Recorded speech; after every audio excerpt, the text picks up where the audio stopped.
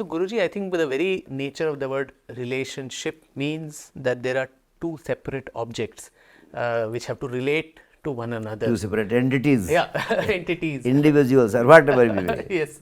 So they have to relate to each other. But Yeah. I think a lot of people who are in, a husband, wife, or lovers, or whatever, we forget that aspect that the other person is a different individual who comes from different backgrounds, family upbringing, values, beliefs, and we start wanting two things. One is, I think, extreme expectations that the other person should behave the way I want him or her to behave, and what I think is right, the other person should also say.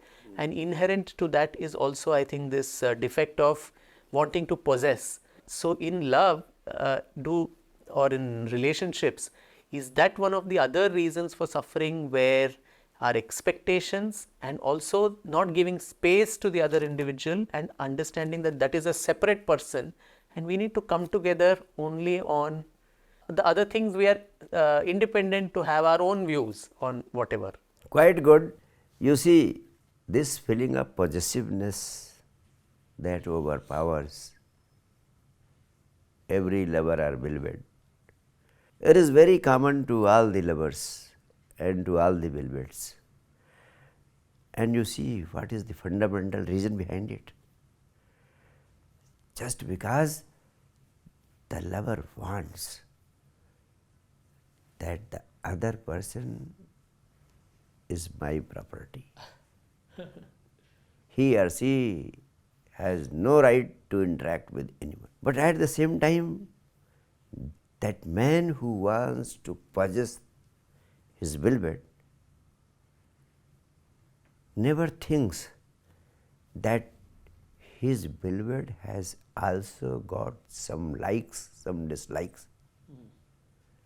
He never bothers that the beloved will be so unhappy if she is being taken as a commodity to be possessed.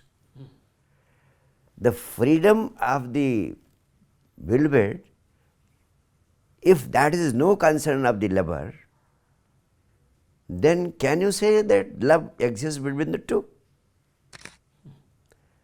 Love is such tremendously powerful emotion that its basic intrinsic nature is it allows freedom. And being in love means living in ultimate freedom.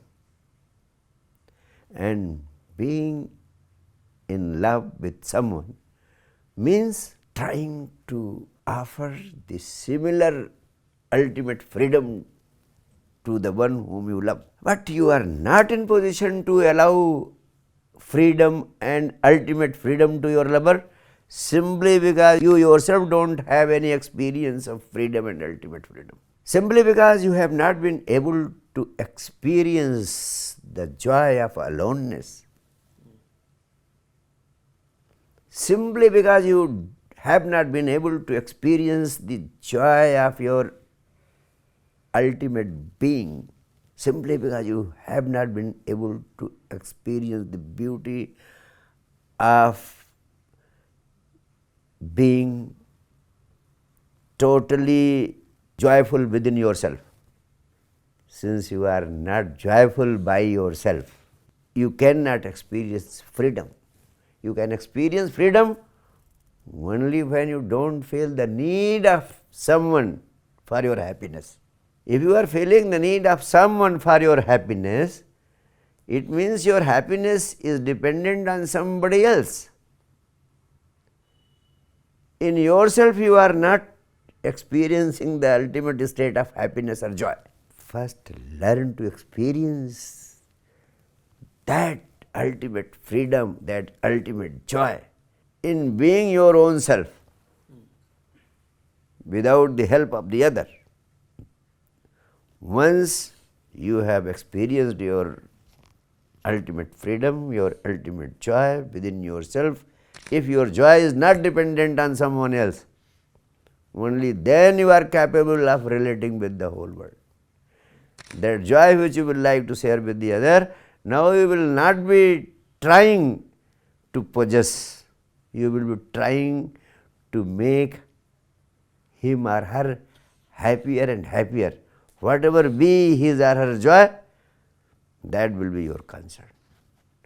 You will start permitting him, allowing him more and more freedom, and the natural byproduct would be he or she will be fulfilled within himself with the, he will take deep dive into your love and will not even feel the need of rushing elsewhere. So this is a very unique phenomena.